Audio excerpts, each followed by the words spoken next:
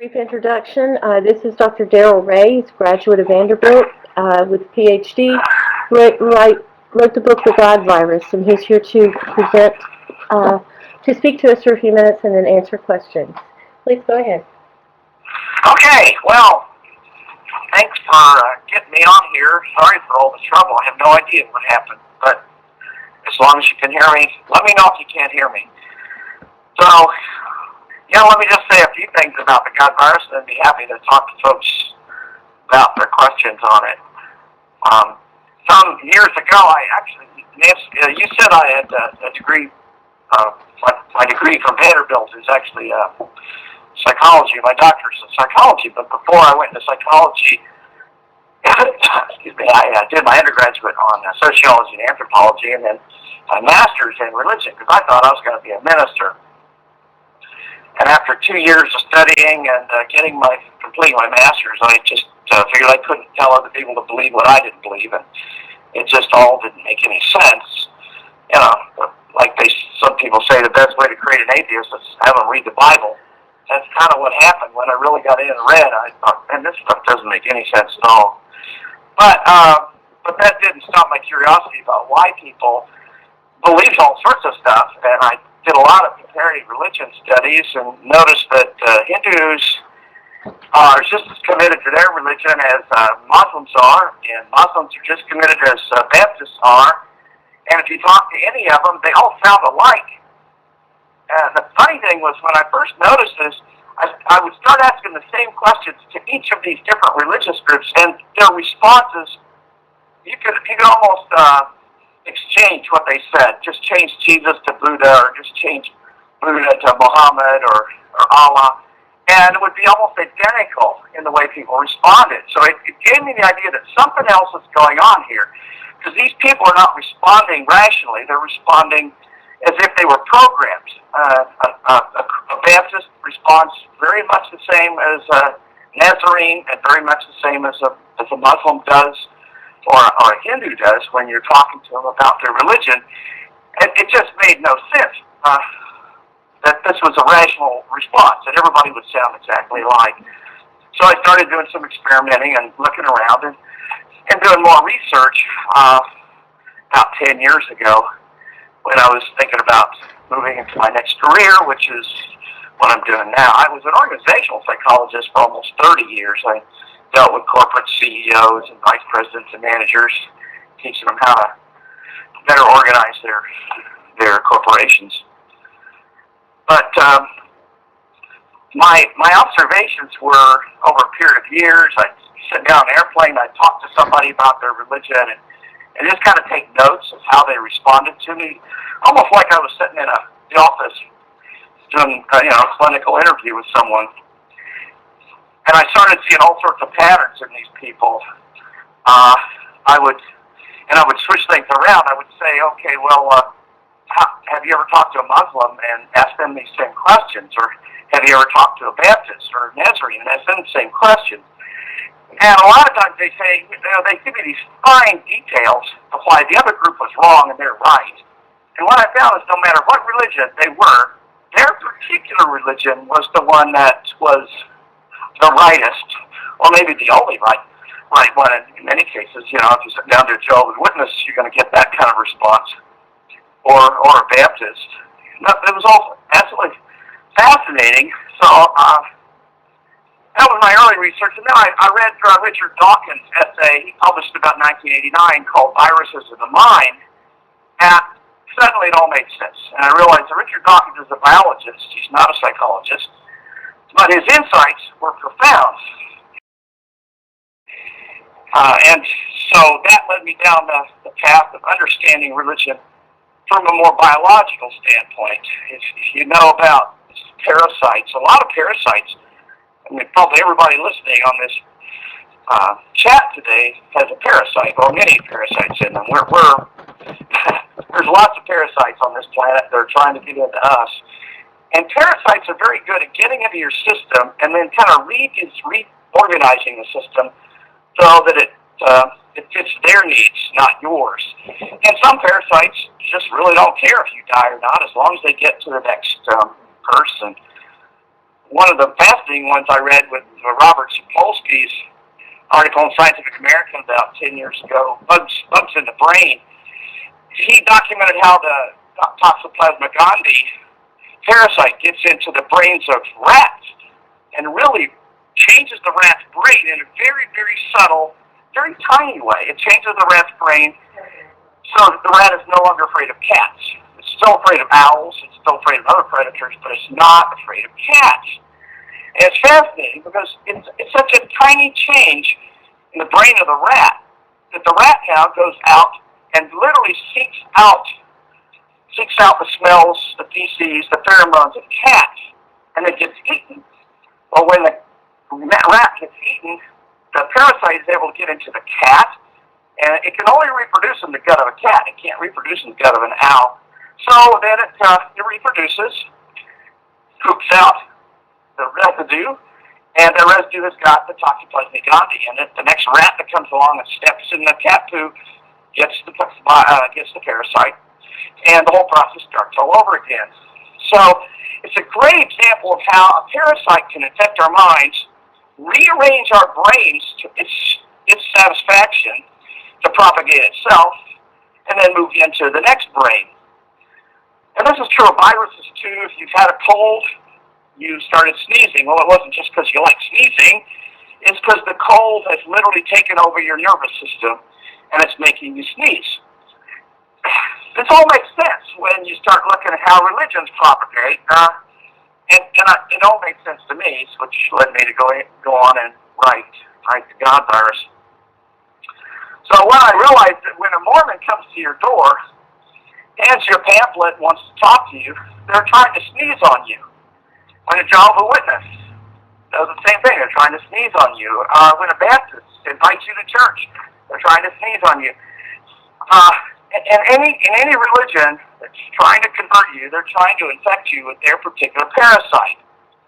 Now, I did call the book the God virus, but I could have called it the God parasite. I could have called it the God fungus. It doesn't matter because a lot of these organisms are very good at infecting us and reorganizing our brain for their benefit. Religion does the same thing. And the other thing about religion is it's almost always transmitted generationally. It's a sexually transmitted disease, if you will. Religions come along and infect the children. In fact, religions know if you don't get a child by the time they're about 9 years old, you're probably not going to get them. The probability of an adult getting a God virus, a religion, is pretty low. That's why the Jehovah's Witnesses and Mormons really have to work hard to get a convert. It's pretty rare for somebody to switch religions or to get Jesus. Unless, of course, their immune system is compromised, just like you might get a parasite or a virus or a fungus if your immune system's compromised. You know, you get the flu when you're under a lot of stress, maybe, or you get a cold. Same thing with religion. You usually either get religion when you're a young child, and you have no defenses because you just have to believe what your parents tell you. There's a sky daddy who's going to send you to hell and scares the crap out of you, and you believe it. So that's the methodology of propagating to the next generation. But occasionally you've probably heard of, maybe even know somebody who got Jesus when they were 35 years old.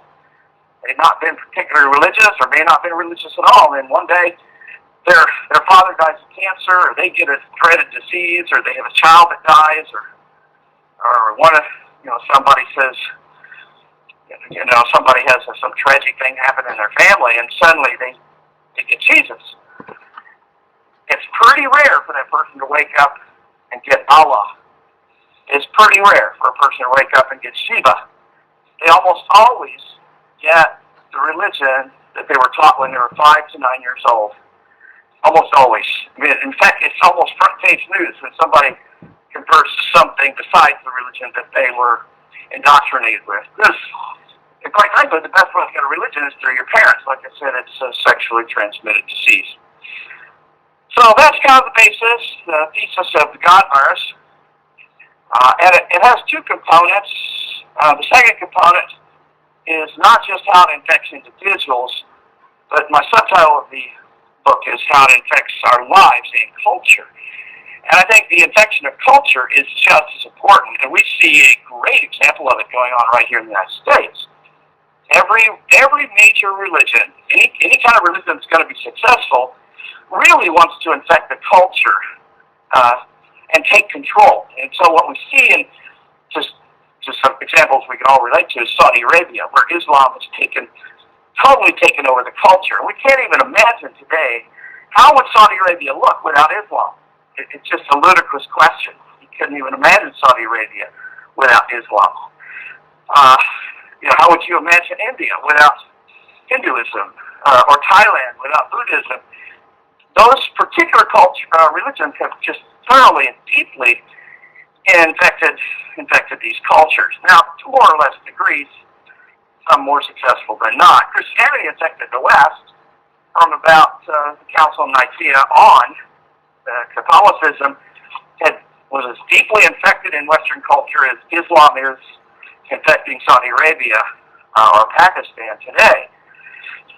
But occasionally things come along that begin to separate the culture from the religion, or the religion from the culture. And that happened in the West with the Enlightenment when questions started happening. It actually started with Martin Luther asking some questions and breaking off from the Catholic Church. And then the Enlightenment, of course, happened a little bit later than that. So anyway, I talk a lot in the book about the culture and why religion spends so much time and energy. Because it's not hard to infect new people in Saudi Arabia if the threat is you'll get your head chopped off. It's not hard to infect new people in Springfield, Missouri, or Wichita, Kansas, where I grew up, because everybody around you is going to tell you you're going to hell if you don't believe our particular religion. And religions do a lot of work. They work hard to isolate you from alternative versions or alternative viewpoints. And Baptists do a great job of isolating their constituents, their followers, just as Catholics do. If you can isolate people from alternative viewpoints, then they're not going to ask a lot of questions. And so for centuries, you see that worked very well. And it works very well in Saudi Arabia or Pakistan, but it doesn't work as well when alternative views are available. And with the internet, we're seeing a lot of change there with people. Mormons are starting to ask questions and finding out, well, Baptists believe something totally different. Baptists are asking questions and saying, well, Catholics, they have a point here or there. So you get people asking questions, and it makes it much harder to infect children, especially if they can find out that what their Sunday school teacher or minister has been telling them probably isn't on the up and up. I love it that kids email me and say, you won't believe what my minister said in church this morning. I mean, here's a 10-year-old kid emailing me, of all places, because he found me on the internet saying, you won't believe what my minister told us in church this morning. Well, I certainly didn't do that when I was 10 years old, so there's some progress. People are asking questions. So I don't want to dominate or talk forever. I said I'd talk for 15 or 20 minutes, and I think that's about how long I've been talking. So let me ask, do you want to take the microphone back and interact with some people who've read the book? Yes, we could make it open for questions. We have some people with their hands raised, so I'll just release the mic and let Bella take it and see if she has a question for you. Okay. Thank you, Olivia. Hello, Dr. Ray, and welcome to the room, and thank you for your patience in getting everything set up. I know we had to go about it the hard way, but it was good to hear you. It was good to hear from you. My question to you would be, and I agree with everything that you said, but how do we see certain individuals, these weird, odd individuals, that don't get taken in by the virus? That even as children are capable of looking at this and saying, "I'm not buying it. I'm not buying this stuff." Do you have an explanation for that? Go ahead. Not direct research. You know, research on religion is, especially good research on religion, is hard to come by. So you don't get a lot of it sometimes. But there's five personality variables. There's five aspects to personality in every human. And I won't go into what those five are, but four of those do not correlate with religiosity. You can be any one of these others, like for instance, extrovert, introvert. You can be a Baptist introvert or an extrovert or a Catholic or a Muslim.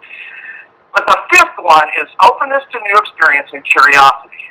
That one personality variable is the one that correlates most negatively with religiosity.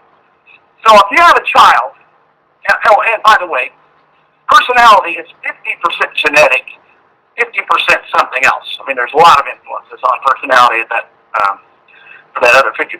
But if you're born with a high degree of openness to new experience and curiosity, that comes from your genetics. And even parents who are very, very religious, they can't predict which gene their kids are going to get. So what we see is people with that high level of openness to new experience and curiosity are the least religious. And they tend to be the ones that say, I knew this stuff was bullshit since I was 6 years old. Or I figured this out when I was 12 and a Sunday school teacher tried to tell me that people wrote dinosaurs. So yeah, there's some kids that just are naturally skeptical, naturally can see between the myths that people are being taught, and they just don't seem to get infected in the first place. Now, like I said, it's 50% genetic, 50% something else. If you were raised in an insidiously religious environment, let's say you were raised in a Jehovah's Witness church, or you were raised in a totally committed Catholic family, you really don't have any choice. So there may not be alternative explanations. You may be skeptical, but you also know the consequences are. So in Saudi Arabia, you get your head chopped off, and Jehovah's Witnesses, you lose your entire family, and Catholics can cut you off as well. So there's a lot of incentive to not ask questions, even for those kids that are pretty curious. So that probably explains why even people who score high there may occasionally get pretty religious. But it's, like I said, it's negatively correlated. You score very high in that area, it's very unlikely that you're going to go through life being religious. It's very likely that if you're raised religious, you'll see the light somewhere along the line and say, it's all bullshit. Does that answer your question a little bit? Okay, we'll let Ruhan come up next and ask a question. Ruhan, you're up. Thank you, ma'am. Doctor, good evening to you from Robin Hood's country here. I am a Muslim, originally from Pakistan. I'm 65 years old. I have not learnt my religion from anybody. I am self-taught man, and I am a Muslim by choice. My question to you, sir, are two. One, if you,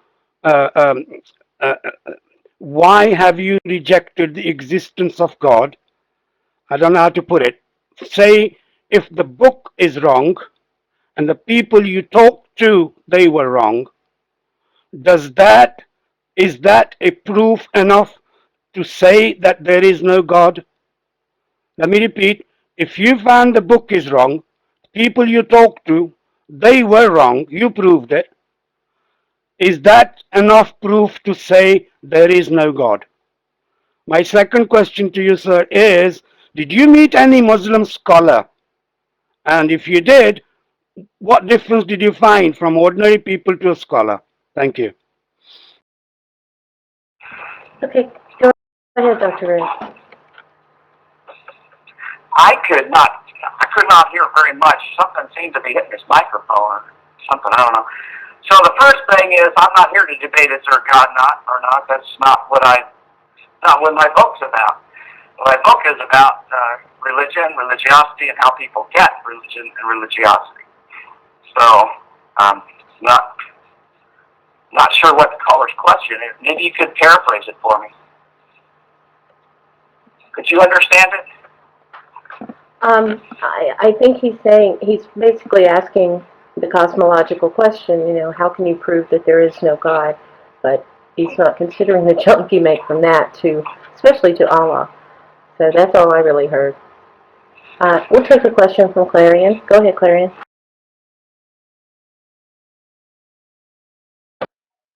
Yes, Dr. Ray. Can the room hear me?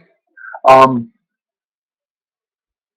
I like your argument about the fact that children have no natural immunity towards religion. So this explains that they believe what their parents believe or what their parents teach them because they've never been inoculated about religion. But older people who develop religion older do tend to gravitate back to the religion of their youth. Would you say that the increase in religiosity when someone becomes religious is nothing more than a stress response? What they're trying to do is get alleviation of some stress in their life, whether it's the loss of a job, the loss of a loved one, maybe they have an addiction or something like that. Is it a natural stress response that they cling to some kind of explanation, so to speak? Because what religion does do is give the illusion of explanatory powers. So would you agree that the reason why people do cling to religion later in life is due to stress? Thank you. Go ahead, Dr. Ray. Yeah, I just wondered, has he read the God virus? Well, doesn't sound like we got a response there. Well, if he's read the God virus, you know the answer to that question is absolutely. That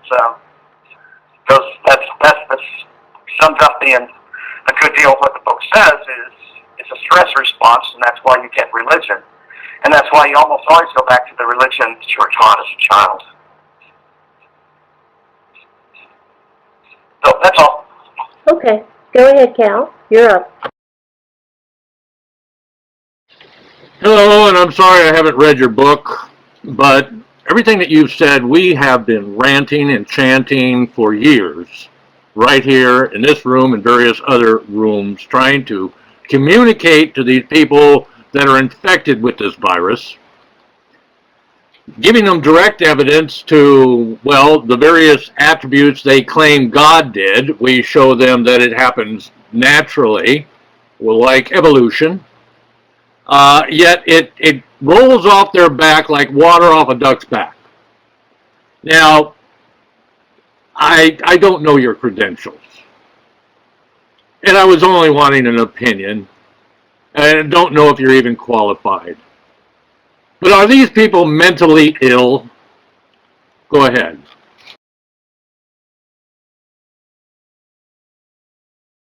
What you said. I heard the part about it rolls off people like water off a duck's back. I can only say that once you're infected with a deeply held belief, it's very difficult to change. In psychology, we have a concept called path dependence. Path dependence, that's P-A-T-H. Once you've chosen a specific path, it's very difficult to change that path. For example, if you choose to buy a certain house, you put the down payment down, you get ready to move in, and you suddenly find out that for some reason you don't want that house. It's very difficult to change that path without losing a lot of money. So what happens when people grow up is they are given a path. They're given a path through Mormonism. They're given a path through Islam or something like that. And by the time they get to be about 12, 15 years old, that path is already laid out for them. It's a very strong, difficult, very strong path for them. And their whole family is on the same path. It's hard to say to the whole family. It's hard to say to yourself, wow, I was wrong. All this is bullshit, and totally change directions. You're going to lose your down payment, so to speak. You may lose your family. You may lose the house, to use the metaphor. So I think, and one of the reasons I wrote the book was to help secularists be a little more compassionate with people who are deeply infected with religion. They're in a path that's very difficult to get out of because of this concept of path dependence. And once they do, they're going to have to make a huge sacrifice. I know lots of people who realized Catholicism was a gigantic mythology. They left and they lost many friends, many family members, even their own parents. Mormons, the same thing. Muslims, the same thing. You can't leave that path without serious, serious consequences. And I've spoken, and I'm sure you have too, many people that don't believe when they go to church every Sunday to hear. Well, I ask them the question, well, why don't you leave if you don't believe this stuff? Because I don't want to lose my kids. I don't want to lose custody of my kids. I don't want to lose my wife or my husband. So the consequences of social consequences are very strong. And religions have learned how to make sure those social consequences keep you there, keep you giving money, keep you coming back to church. In the book, I talk about other methodologies that I'm spend quite a bit of time talking about guilt and shame and how those play into it. But just pretty much an answer to your question, I think path dependency explains a lot of why people stay in whatever religion they were raised in to begin with, and oftentimes why they go back to that religion later in life if they weren't religious. That's all. Okay, thank you, Dr. Ray. Trite, you're up. Okay. So thank you, Dr. Ray, for coming to the room. In your book, you mentioned, well, in the book, The God Virus, you mentioned church revivals, and mainly you spoke about the charismatic guest preachers who whipped the church into like an emotional high. And that reminded me of a paper I had read that was re-theorizing Emil Durkheim's views on society and religion, and attempting to define that sort of experience as a collective effervescence or like an embodied intoxication. Like those are the words they were using. So if I could read just a quick statement from that paper. So this intoxication is manifest via multiple forms of bodily markings, shaping and decoration, and Durkheim suggests that sacred symbols of group existence structure the appearance and behavior of embodied subjects by stimulating an intense hyper-excitement of physical and mental life, resulting in an outer and inward transformation of the individual that serves to sustain and embolden group life. And I see that almost all the time in like religion. So when I was reading your book, that just seemed to be kind of the same concept. Like these people just get whipped up into this kind of frenzy. So in this room, we often run into theists who have not actually read their text. They haven't read the Bible. They haven't read the Quran. They just feel good about God. They just have this really happy feeling, and they have. I guess it's like a high on God mentality, and it stops them from considering like rational thought and explanation. So I was wondering, is there a method that you'd suggest that would show them where this emotional high is coming from, or to help stop the people from getting whipped up into that kind of emotional trance to begin with? Thank you.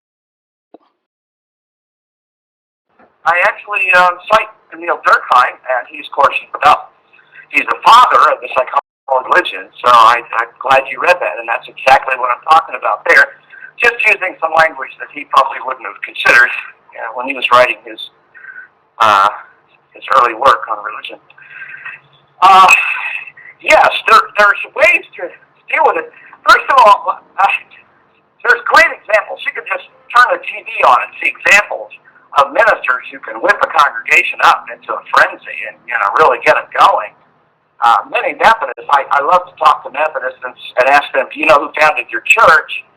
And then John Wesley, and did you know he was one of the most manipulative charlatans and hypnotists ever to exist? The man could hypnotize 1,000 people in a tent at once, and this was back in the 1700s. This guy was amazing.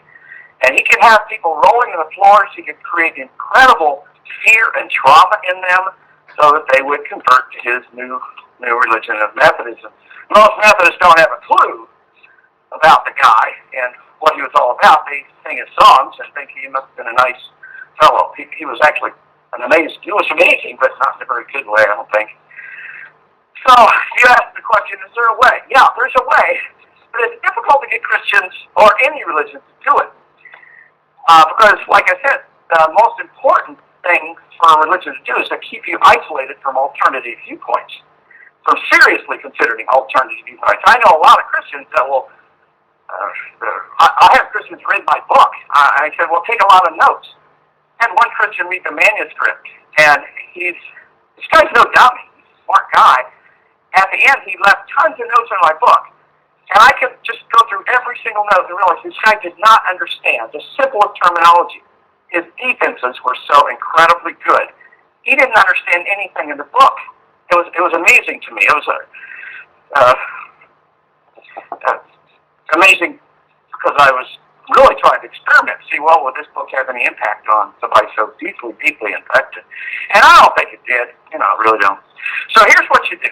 The best way to keep, two things. The best way to keep your children from getting infected and being manipulated by these charlatans and preachers that can really get you going into a frenzy is to take children to many different religions. Take them to a Hindu temple and let them, I don't mean just take them, I mean actually watch it, study it, listen to it, ask questions with your children. Take them to a Baptist service. Take them to a Pentecostal service where they're rolling in the aisles and speaking in tongues. Take them to a Catholic Mass. About the 10th time you do this over a period of a few years, any child with an average amount of intelligence will start realizing all these things are crazy. And they'll be much less likely to manipulate it. So that's how to keep children from getting this.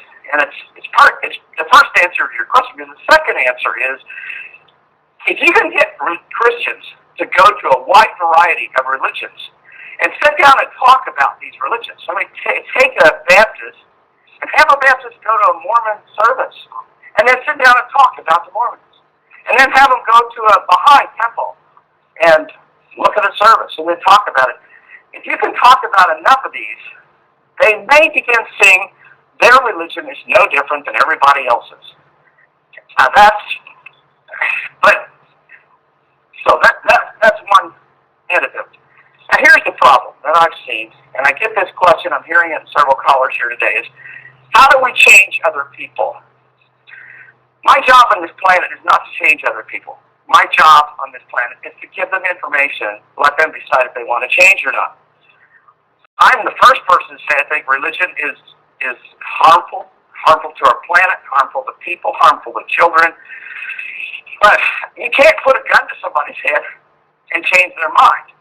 Now, if you're trying to convert somebody to religion, you can't. The Muslims did it well. They converted entire countries by putting a gun to their head. Christians did the same thing later in their history. So you can put a gun to somebody's head and, quote, convert them. But you can't deconvert them that way. Deconversion is really a process of questioning deeply embedded, infected ideas. And it takes a while to do it. That's why I like Dr. Peter Boghossian's new book.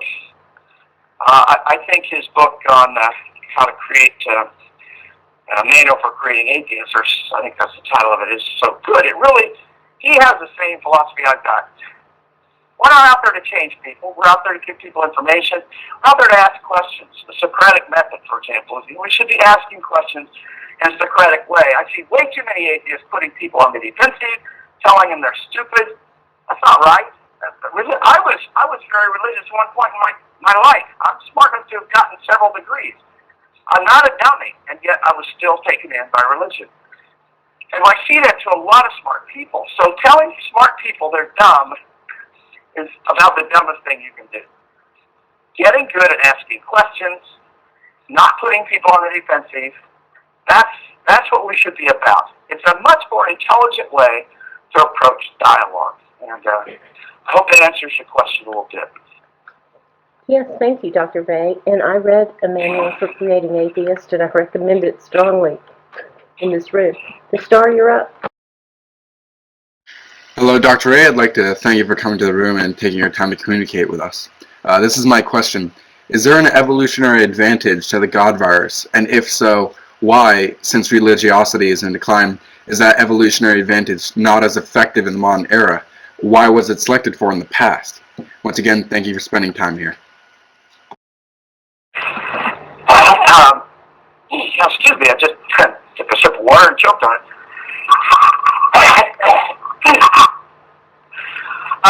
Okay, the question was, got sidetracked while I was trying to listen. Can you paraphrase it again? I'm sorry. Was there an evolutionary benefit to religion at one time, do you think? Right. Well, I think the evolutionary benefit is demonstrable. If you look at it in my most recent book, Sex and God, I go into a lot more detail about this than I did in in it, the God virus. But if you look at it from a hunter-gatherer society or evolutionary perspective of our species over, say, the last 500,000 years, what religion does is is do something that tribal groups did. Well, first of all, if you're a hunter-gatherer, you need to know who the in-group is and who the out-group is, because it's dangerous going out there on the savannah hunting animals. If you go into the out-group's territory, you might get shot by an arrow, or they may ambush you. So there's a lot of survival value knowing who the in-group is and who's the out-group, who your friends are, who your enemies are, so to speak. Well, the problem as agriculture took force with our species, there was a lot more people living a lot closer together. I mean, what we know is that agriculture initially allowed for 10 times the density of hunter-gatherers. So now you've got the problem of, I got 10 times as many people living around me. How do I tell if they're in-group or they're out-group? And that's a serious problem if you're living in Samaria in the 2000 BCE. It's a serious problem if you're living in China. It's a serious problem if you're living in Central America at those times, because the population just explodes with agriculture. And tribal lines break down seriously as well when economics, when farming, when husbandry comes in. So you've got these huge forces that come into our species very quickly. I mean, probably within 10,000 years, we've transitioned from total hunter-gatherers to largely agricultural and industrial. So who's the in-group, who's the out-group? Religion comes along and says, oh, we can help you with that. And I think earlier religions did a fairly good job of that. I mean, Zoroastrianism, for example, was very successful at crossing tribal lines. And I write about this in The God Virus. If you've read the book, you'll know I write about how it spread from how religion spread from one culture and superseded groups.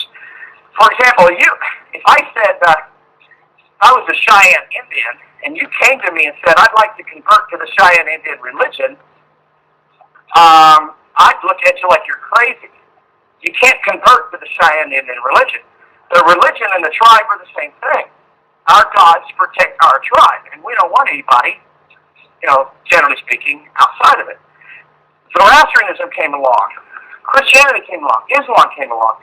And they had ways of superseding the tribal level and saying, now let's create a gigantic in-group, and everybody who's not within that in-group is the enemy. So if somebody's wearing a cross in the 1200s, they're probably in your in-group. If they're wearing some kind of Islamic symbol or Jewish symbol, they're the out-group. It's a very effective system. What's the evolutionary value? Your children survive if you stay close to your in-group. If you raise them as a part of the in-group. It doesn't matter whether it's a Muslim in-group, a Jewish in-group, a Christian in-group. Stays close to your in-group, your children are more survivable, more likely to survive. If you leave the in-group, you have no protection. If you say, I'm not going to be a Catholic anymore, while still living in a Catholic community in the 1200s, they'll burn you at the stake. Simple. That's not evolutionary very good, especially if you haven't had children yet. So that's the quick answer to your question. Religion has great evolutionary value. Now, to today, why is it waning? I mean, we're seeing huge changes throughout the planet in people's level of religiosity. And the big part of it is it's getting harder and harder to tell who the in-group and the out-group groups are. And you're getting information on the internet. And I know it sounds crazy, but we're in the middle of the Winter Olympics. Winter Olympics is a great way to destroy in-group, out-group stuff. Those people are not on the ski slopes shooting at each other. They're shooting at targets. And Russia just won the biathlon. Germany took second. Well, they weren't shooting at each other, and yet for centuries, Russians and Germans have shot at each other. So we can see that things are changing on the planet, sometimes slower than you and I would like, but the new evolutionary value doesn't come with belonging to religion. My kids are not going to survive to become grandkids or great-grandkids based on whether they're a Baptist or a Catholic or a Mormon. Whereas less than 100 years ago, that was probably absolutely true, because religions create a social support network around you. If you don't have that support network, I mean, imagine trying to be a non-Mormon in Salt Lake City in 1880. It would have been very difficult. And your children would have not got the social services and the social support network that was available to all Mormons. So it had survival value. Today it has much less survival value. That's my answer. Okay, thank you, Dr. Ray. Jamie, as much as I hate to let you take the mic, I will make it brief, okay? Mic is free. Jamie, are you still there? Did you drop the mic? Go ahead, Clarion. I think the universe stepped in. Jamie is an example of an extreme form of Christianity called young earth creationism, Ray. Now, what I would ask is, how do you explain extreme forms of religion, like young earth creationism or Wahhabism in Islam and things like that, given the fact that there's mountains of evidence that completely disprove every claim they have? I mean, you have to basically be blind to science to believe what they do. How do you explain that that still occurs in a modern world where information is ubiquitous and we have such devices and research tools as the internet? Why do they continue to believe things that can't possibly be true? Well, the first answer, oh boy, I'm getting some terrible feedback all of a sudden. Okay, sounds like it's gone. First component is that, remember I said earlier, your correlation, the only correlation with religiosity is openness to new experience and curiosity. Well, the opposite of that is closed to new experience and no curiosity. So you could be a very intelligent person, but still score very, very low on that component.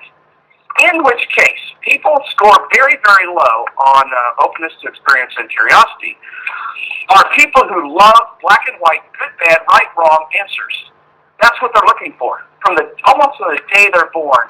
My daughter has a doctorate in pharmacology. She's a clinical pharmacist.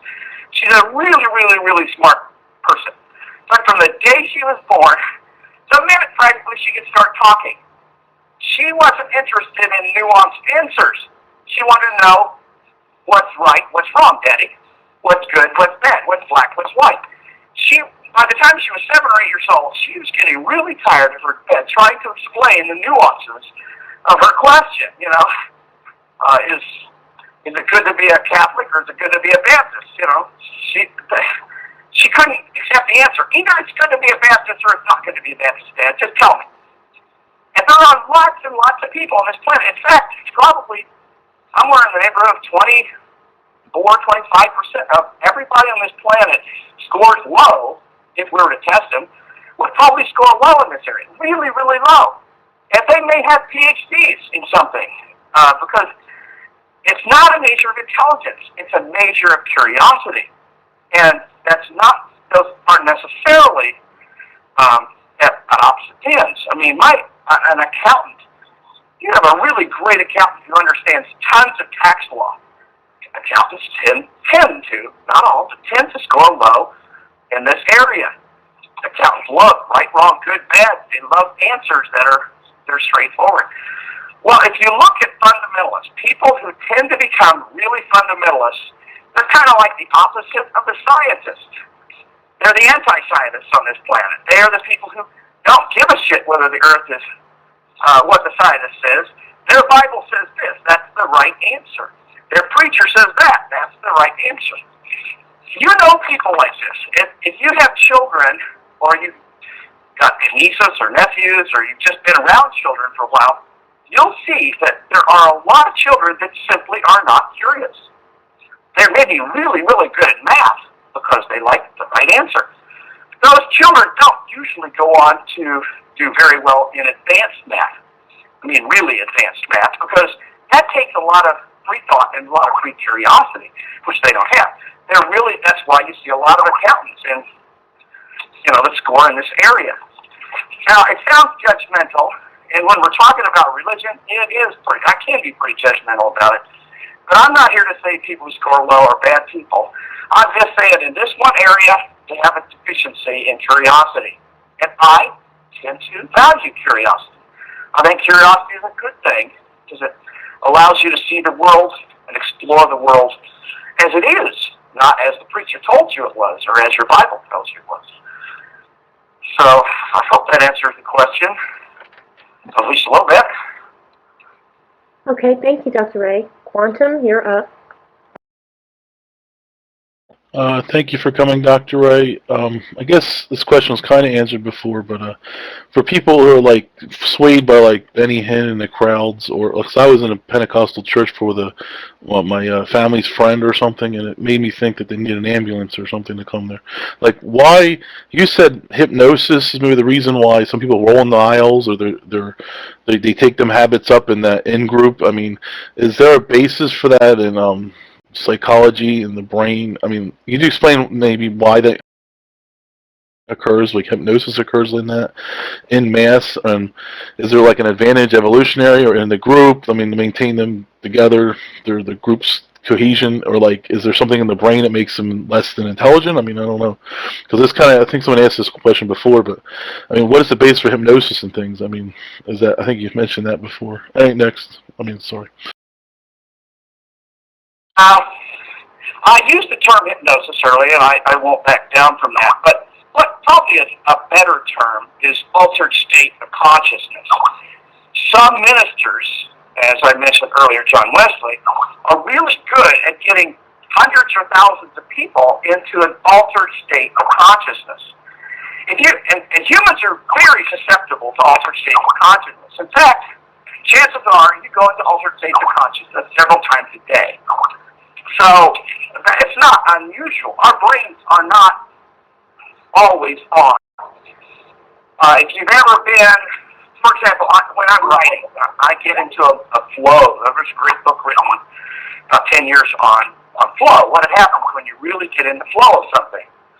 Well, when I'm in the flow of writing, I can just sit down and write page after page after page. And I can write very fast when I'm in flow. Well, that's actually an altered state of consciousness. It's not the normal state that I'm in probably right now while I'm talking to you. It's also a very satisfying state. It actually is a feel-good state. Runners get a runner's high. I've been a runner for much of my adult life, and I know what a runner's high is. Man, after running a few miles, I feel great. I may feel great for a whole day after that. Again, that's kind of the release of oxytocin or other hormones in our body in response to this activity.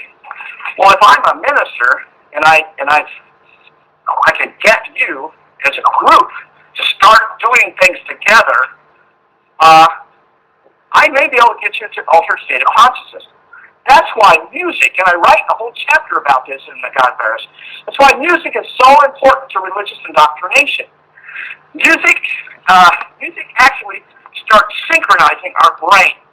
When you're in a church and people start singing and music starts playing, your brain, within a very short period of time, if we put you on a machine that could show what your brain waves are doing, we would see that your brain is synchronizing with virtually everyone else in that room.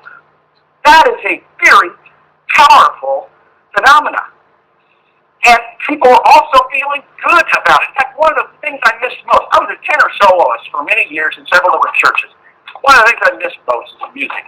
And I don't know how many Christians have told me, man, I do miss the music. I don't like the words to the music. The words are almost all bullshit, but the music was really beautiful. Well, every church takes advantage of that, whether it's Hinduism or Islam or Christianity. Every religion takes some advantage of it. And it probably goes back to some very primitive beginnings. As a tribe, you dance together. Well, that brings on this alternate state of consciousness, And when that happens, oxytocin tends to go up in our brains and our system. Oxytocin is called the trust hormone. Mothers evoke oxytocin into the brain when they're nursing a baby. Men get it when they're during sex, as do women. So it's the trust hormone. If I can create a trust hormone in 1,000 people, they're going to trust each other with in-group stuff, and they're going to trust me, the minister, and they're going to respond to me by giving money or giving time or other resources to this place that we call a church or religion. So that's the psychophysiology that's going on. When you stand up and you start singing in the church, you're doing one of the most dangerous things. You're giving control of your brain over to the person who's going to preach that sermon today. And it really is powerful. There's lots of examples of that, and it doesn't really matter which religion. It all acts the same. The psychophysiology is pretty much the same. So that's my answer. Okay, thank you, Dr. Ray. That's very relevant. I remember as a child, music was always used in church services. Okay, Ruhan, you're up. Thank you, ma'am. Thank you, ma'am. Doctor, I did have two questions before. Thank you very much. Two short ones, very short ones.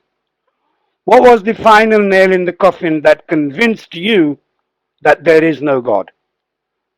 Second question, have you read Quran? Thank you. The answer to the second one, I've definitely read the Quran a couple different times. Actually went through quite a phase of studying it very deeply, and really kind of enjoyed studying it. So that was answer to question number two. Question number one, I'm not here to debate whether there's a God or not. It seemed pretty obvious to me once I started looking at the fact that everybody has a different view of who this God is. It was pretty obvious that some wag once said, religions, they can't all be right, but they can all be wrong. And I just concluded they're all wrong. And none of them know diddly squat about any deity. What the Mormons tell me their God is like is really, really different from what the Muslims say their God is like. And what the Muslims tell me is very different from what the Baptists tell me their God is like. So, choose which God. And you can even go within groups, the subdivisions within religions have phenomenally different views of their particular gods. In some ways, the Hindus probably have it right because they can pick and choose around a lot of gods. So anyway, that's my answer. Okay, Jamie, let's see if your microphone will work this time. You're up. Can I get a 111? Can I get a 1? All right, thank you. Doctors, glad you're here. I have a question that's weird that you brought up the trust hormone directly before I asked the question this time. The trust hormone. Yeah, let's just get rid from that draw that away, but it's nice you brought it up. My question is specifically, did you believe your mother when she told you came out of her? Because you weren't there. Did you believe her? Would you vet that source? How would you go about doing that? And do you not understand what we mean when we say witnesses to the Christian God? We're witnesses. They witnessed it, and I'm telling you again. That's the whole point. Back to the trust issue. That's my question. I hope it made sense to you. Would you vet your mother, or did you vet your mother? And then how's that get back to witnesses on a jury stand? Out. Thank you, sir. I have no clue what the guy's talking about, but I can say my grandmother said she was there, so that was vetting. Whether I was adopted or not, I don't know. I don't think so. My whole family said I was the black sheep in the family. Maybe I was adopted, because I certainly didn't go along with the flow. Although I've got 3 brothers, and not one of us are religious now. We wouldn't darken the door of a church. We were raised, we were all going to church 5 days a week, praying. I was a Sunday school teacher. I actually went to, like I said, seminary, and I preached for a while. I never preached full-time, just kind of a part-time substitute preacher. So I'm not interested in Christian terminology. It's all rabbit hole, so I won't go any more detail than that. Okay. That's my answer. Okay, thank you, Dr. Ray. Clarion, go ahead. Dr. Ray, how do you account for, you mentioned that it would make no sense for, let's say, a white American to convert to Cheyenne religion because they're not Cheyenne, and the culture and the religion are completely interwoven with each other. What we see today with the advent of global religion is the separation of religion from culture. How do we account for the rise of Islam, for example, which was originally a local Arabic religion, or Judeo-Christianity, which originally started as a Jewish tribal religion? How do we account for the fact that these religions have grown to global scale and have crossed cultural boundaries? A question. I try to deal with it pretty extensively in the God Virus, and I come back and talk a little bit more about it in my latest book, Sex and God. With the advent, as I mentioned earlier, with the advent of agriculture, you have this big problem of who's the in-group and who's the out-group. And I'm not going to claim I'm not oversimplifying here. I am oversimplifying. I wrote a whole book, so I'm obviously oversimplifying. But if you just think in those terms, now that I have 10 times as many people living around me, I have to know who the in-group and who the out-group is. Well, the invention of religion, in the God Virus, I call it uncoupling from the culture. When a religion can uncouple from the culture, that means the Cheyenne religion, just to take that example, uncouples itself from the culture and becomes a universal religion. Now, by universal, I mean a religion that is capable of converting lots of people, whether they belong to our particular tribe or not. And that's the revolutionary thing that seemed to happen about 600 BC. Two religions cropped up about 600 BC, and there may have been more in the early ones. There's some debate about that, but we can be pretty sure that Zoroastrianism and Buddhism were the first universal religions. Now, of course, we're coming from a Judeo-Christian religion background. Judaism was not a universal religion. It was a tribal religion, as you said. So they weren't interested in proselytizing. They weren't interested in go out there and converting everybody because they're not the universal religion. Now, I'm not saying Jews haven't mutated, and they're allowing other people to come in, and Jews certainly did convert later, but by and large, it was a tribal religion. Zoroastrianism and Buddhism were not tribal religions, and they took off like wildfire. I mean, just think about it. Buddhism pretty much conquered at least 1/3 of the world we know today, and that it did it within 600 to 1,000 years. That's an enormous change. Buddhism's wildfire through the East was much like the wildfire that happened under Islam. Islam expanded at that rapid rate, as did Christianity when it came along. Now, they had different ways of doing it. I'm not saying they did it identically, but the economics of it really say we need to keep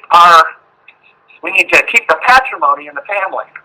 And all these religions I've just named are patriarchal religions. I go into a lot of detail about this in Sex and God. Patriarchal religions pass property down to the children. You get my cows, you get my land. A hunter-gatherer culture does not need that. We don't care who owns the cows because we don't have any cows. We shoot cows out in the wild. We eat them, and then we move on to the next cow or giraffe or whatever.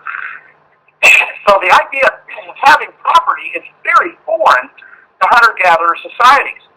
It was only when agriculture started that property became important. And once you've got property, now you have to figure out what to do with that property when you die and how to keep it in the family. That's when religion took over. Religion was very good at identifying those kinds of things. The Catholic Church did not really care who married who for the almost first 1,000 years of its existence, unless you had property. If you had property, the Catholic Church was very interested in who married who. I mean, the records going back hundreds and hundreds of years in England show lots and lots of people who never got married. They just moved in together. And the Catholic Church was not objecting. But the minute that person had money, had property, had land, and the Catholic Church got really interested, because now that money can go to the church. That land can be controlled. So there's a lot of incentives for this virus to spread from brain to brain, because the Christian God virus has to survive. It's like the malaria virus. It only wants to get from me to you. It doesn't care if it kills you. It wants to get it to the next person. Christianity was the same way. It wants to get from one brain to the next brain. It doesn't care. In fact, in some cases, it actually makes people commit genetic suicide. I mentioned this several times. I mean, a celibate priest is committing genetic suicide. Now, if we heard of a disease today that was going through the United States or Canada or Europe that made people incapable, infertile, a disease that made people infertile, we would be on that like fleas on a dog. It would be something every medical professional would be concerned about. Well, religion is just like that. It's infecting people, and it's infecting our sex lives. And that's why when you see a Catholic priest saying, I'm going to be celibate for the rest of my life, or a Catholic nun saying, I'll be celibate, they're committing genetic suicide. Well, why would somebody commit genetic suicide? Because the God virus doesn't care about them propagating. Because without children, without the burdens of a family, it's much easier for the priest to go out and convert people, or the nun to go out and convert people. So you get lots more free time. The priest becomes an extremely valuable asset to the God virus. Just like the mosquito is a valuable asset to the malaria plasmodium, the priest is the vector. I call him the vector, just like any other disease, parasitic disease. So that's the way I explain it in the God virus. These vectors, there's lots of vectors, and there's lots of different ways to infect. I mean, Baptist ministers aren't celibate, and they're not committing genetic suicide, but they are spending a hell of a lot of their time. And they are reducing, in fact, some of the research shows that religion really negatively impacts your sex life. Well, how's that? Why would that be? Because religion wants that energy for you. In fact, that's why religions are so hell-bent against alternative forms of sexuality, for example. It's non-procreative. Well, how do you get more Baptists if you got gays in your church, gay people in your church that aren't procreating?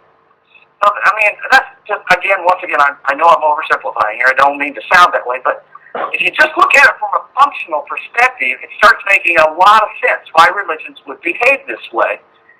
And want to impact your sex life. A young suicide bomber in Pakistan or Iran or Afghanistan is committing genetic suicide. Well, that's probably because there are incentives to her family. I mean, Saddam Hussein, for example, was paying, and the Shia in Iran were paying suicide bombers, paying their families. If you'll give us a daughter that'll kill herself, we'll give you a bunch of money. Well, she can't get a husband, or maybe she was raped and now she can't get a husband. Good alternative. Go kill yourself, and your family benefits. So there's actually even evolutionary value, much in the same way there's evolutionary value for an ant who is not going to procreate to support the procreation of the queen in an ant colony. All right, that's the really long answer to that question, but it was a good question. Okay, thank you for that answer. I'm not sure how to say this next Nick. Is it Gordo? Please take the mic and ask your question. Okay, I'm sorry, we have a speaker here, so we really need to hurry this along. Step over Gordo. Bobby, go ahead. Oh, it would be my pleasure. Sorry, Gordo. I'll try not to hurt you too much. It's really good to have you here, Dr. Ray, and I've been really enjoying listening to you and learning a lot from what you've been saying. Thank you. I'm an ex-ordained minister, and I'm an atheist now. And one of the things that I wanted to ask about, and that I found difficult to cope with after I had left the religion, was the guilt and the shame and the feeling that I didn't measure up. Have you got some comments or some tips that may help people in that situation? Mike's free. Yeah, absolutely. In fact, that's why I wrote my latest book, Sex and God, because I saw so many atheists out there that are still guilt-based, guilt-ridden around things like their sexuality or, how they treat their mother-in-law or whatever. Yes, I think there's some tips. I don't have time to go into them here. I will say this: the best way is to look at deeply. You were raised religious, so I'm going to make the assumption, and I think it's a pretty safe assumption, that you got infected with some pretty deep ideas, and you may not even be aware of those ideas. I'll give you some examples, and because I've written so much about sex and sexual shame, that's where a lot of it comes from. Sexual shame is a big part of it. I know a couple of gay guys that have come to me for counseling, and they've been atheists for years, yet they're still guilty about their homosexuality. Well, that's crazy. Why do you need to be guilty about it? So we did a little bit of exploration. We looked down into it. We found out, each one of these people's cases, there were significant people they loved dearly and respected a lot, like a grandmother or an aunt, who taught them they were going to go to hell if they were homosexual. At some level, they still believe. They still have those beliefs, even though they don't believe in any gods or anything like that. Because this is not related to whether you believe in a god or not. It's deep programming. And here's how deep it is. When you were being raised, you're raised in a specific culture with a specific language. You speak English. So you were raised with English. Did you ever stop and ask your parents when you were 5 years old, why aren't you teaching me Chinese? Why aren't we speaking Arabic? That sounds ludicrous, doesn't it? Because English was just the way it was. Well, in that same family, you're being raised as a Catholic, or a Mormon, or a Muslim. You never thought when you're 5 years old, why aren't you telling me about being a Baptist, or being a Mormon, or a Hindu? It just would never have occurred to you. And so, putting those two together, imagine how deeply embedded the English language is in your brain. And religious ideas can be just as deeply embedded because you're imbibing those ideas at exactly the same time. Now, I only use language as an example. There's many, many other things we could point to that are happening at that same time that you're learning. I'm just saying they are so deeply embedded in you, you probably don't know they're in there. So my job as a therapist and in my work with people is to help you find what those embedded beliefs are that are impacting your life today, that are making you feel guilty, that are making you feel shameful, and help you to question those beliefs. And if you can do that, you can liberate yourself from unnecessary emotional trauma and harm. And I do think religion creates trauma. A good friend of mine, Dr. Marlene Winnell, uses the term religious trauma syndrome, and we see a lot of people that are trying to deal with the trauma of having been raised religious, especially around issues of sexuality.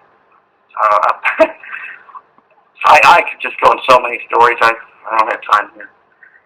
So that's a part of it. I do deal a lot with that, the shame and guilt part, in both books. And I deal with them quite differently because in the God Virus, I'm talking more in generic terms of how religion infects us with guilt. In Sex and God, I go more into detail on the shame side of it, why shame is so insidious. There are some components to shame and guilt that you might be aware of. And that is, if you go back to a certain environment, let's say you go to a family Christmas event or Easter or whatever, some of the feelings may come back because those places are triggers. In just basic behavioral psychology, environments can trigger responses in you. And you may think you're over some guilt, you may think you're over some shame stuff until you go back to that environment. You go to a funeral, say in your home church, and people start singing, some crazy song about how terrible you are. Amazing Grace. It's like the worst song ever written on the planet to some of the most beautiful music. It's really interesting. But it really convinces you you're a worthless piece of crap if you just listen to the words. And that could evoke some shame or guilt response in you as well. So take a look at Sex and God. I deal with that a lot. You might also look at some other resources online. And quite frankly, a lot of these things need a therapist. You need a counselor. And you can go online and look up seculartherapy.org, seculartherapy.org. And we have hundreds of secular psychologists that will help you work through this stuff. They won't pray with you and they won't send you back to church. And they're certainly not Christian counselors, which is an oxymoron. I don't think you can be a Christian counselor. You can be a Christian minister, but if you're trying to be a counselor, you're not providing a good service. Another thing you can do is to see if we have, I founded an organization back in 2009 called recoveringfromreligion.org, recoveringfromreligion.org. We have meetings in England, the United States, Canada, Australia, pretty international, hundreds of meetings. And it might be fruitful to go talk to some of those groups. If you've got one near you, if you don't, start one. We'll help you get started. Recovery from Religion is just people come together once a month and talking about the issues of dealing with religious, being raised religious, or dealing with religious family, or dealing with religious kids or parents or whatever. And there's really nowhere to do that. You can't go to a free thought group. You can't go to an atheist meeting and really talk about that stuff too much, because that's not the purpose of those meetings, whereas Recovery from Religion is the purpose of it.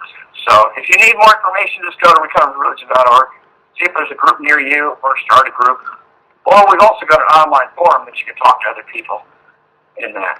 So, 2 options for dealing with shame and guilt, in addition to some reading material.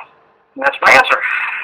I'm probably going to have to go here by 5 o'clock my time, which is about 10 minutes. Okay, Dr. Ray, thank you for the resources. Those are extremely valuable. I'm going to let David take the mic for a sec. Hi, Doc. Can you hear me? Well, hopefully you can. Yeah, we'll go ahead and end it right now, Doc. I definitely appreciate your patience trying to get onto into this room and talk. I know it took a lot of time, a lot of patience on your part, and I really do appreciate that. But Trite has something that she wants to say. Trite, you still around? She's the other admin in here.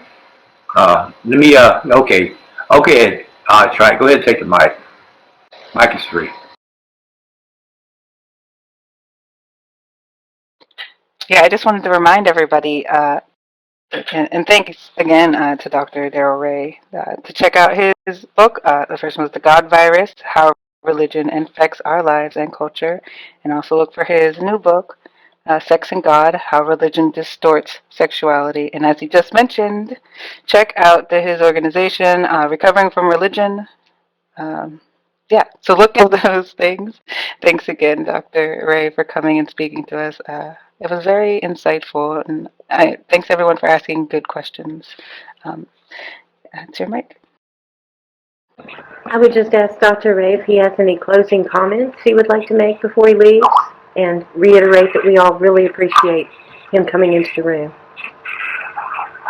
Well, thanks for organizing all this, and I'm glad we finally got over the technical difficulties, even if it was getting around the barn to get there. I appreciate people's questions. I appreciate them thinking through this stuff, and it's not as I said earlier, I am not here to convert you. I'm here to get people to ask questions. And I think when people ask questions and explore, it forces growth. I have great friends who are Christians, and we have great debates. And they challenge me, and I challenge them, and I think we've both grown over the years.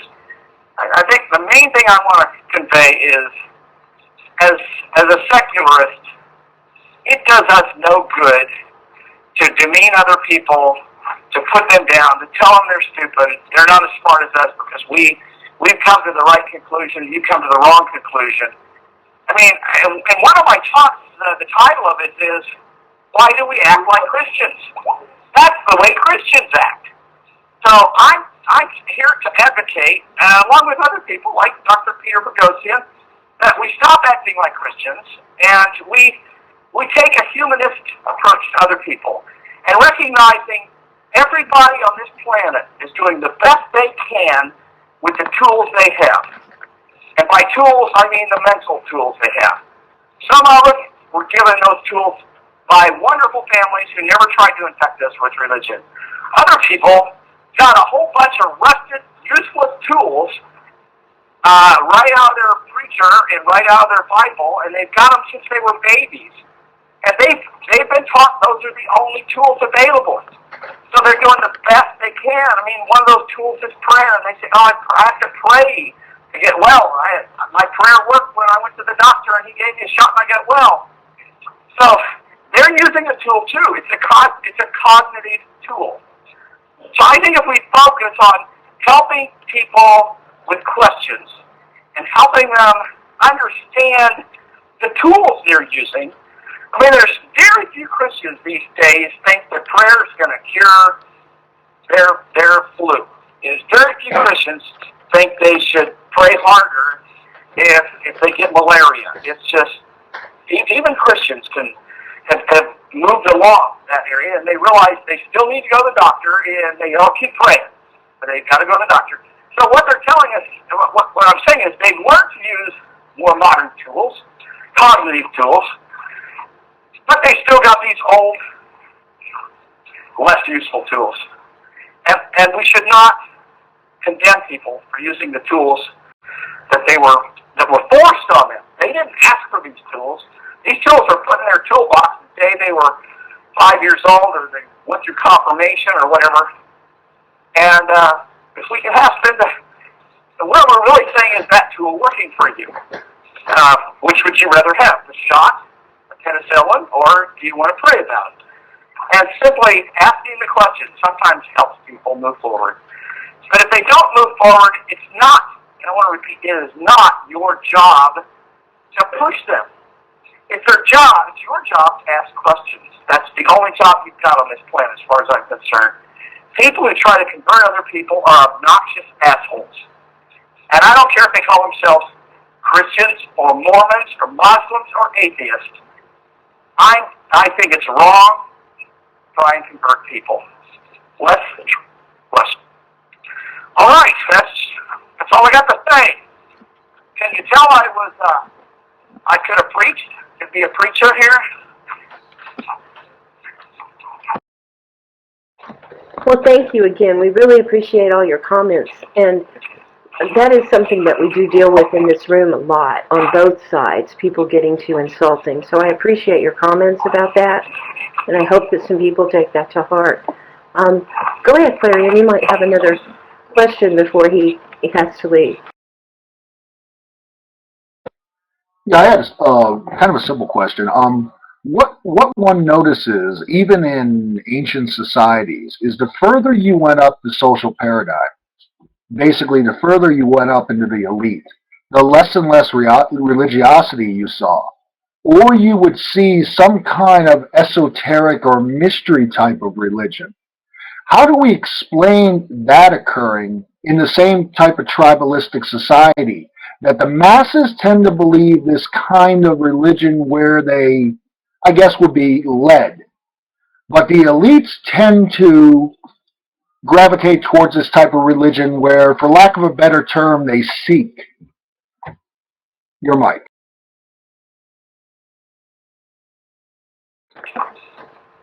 boy, I heard several questions there. I'm not even sure where to begin. In terms of ancient civilizations, yeah, we did see that move towards a mystical level as you climbed up the hierarchy. I'm seeing a lot of religion, like the Drake religion, you saw that there, and in some of the Greek religions.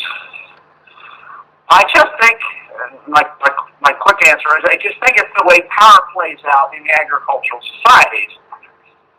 We have to have the illusion that the people who are in charge of the economic system have got some special knowledge. And while we may not think of religion as an economic system, it's an economic system for the benefit of the religion. It's not capitalism. It's not communism. It's an economic system that ensures the religion gets propagated. Well, if the leaders are seen, if they can see behind the curtain, I live in Kansas, so I can speak about the Wizard of Oz. If they can see behind the curtain, then that's going to make it hard for you to lead them and to make sure that the resources are given to the religion and not somewhere else. Creating a mystery religion, especially at the top, you saw that in Egypt as well, allows for people to pull the curtain, and absolutely nobody can get behind that curtain. And I think that's what's going on. It then allows for the leaders to say, here's what's best. We have consulted the pigeon entrails, to use Zoroastrianism, or I'm the Pope and I can talk to God directly, and he said for you not to engage in homosexual behavior, then I can control that, or I can try to control it much easier than if I say, I'm a Pope, but yeah, I was gay, and I'm gay still, but I'm telling you can't be. It's kind of hard to enforce that rule. Or, what priest on this planet, well, I shouldn't say that, 90% of the priests in Catholic Church masturbate or have masturbated, and as a clinical psychologist, I've got a hell of a lot of proof of that, because they come to my office. So when a priest says, as a Catholic, you can't masturbate, they can't do it themselves. And so we have to draw a curtain around that priest. And his parishioners never know that he woke up that morning and masturbated to pornography before he came and did Mass. They can't know that. And that's what mystery religions do. It pulls the curtain around somebody and makes them look like they have the ultimate knowledge. And Gnostics are about the worst at that. Because the very word Gnostic means, to know that they've got some special knowledge. So. Okay, that was a good question. In fact, the question I rarely get. Okay. All right, I got it done.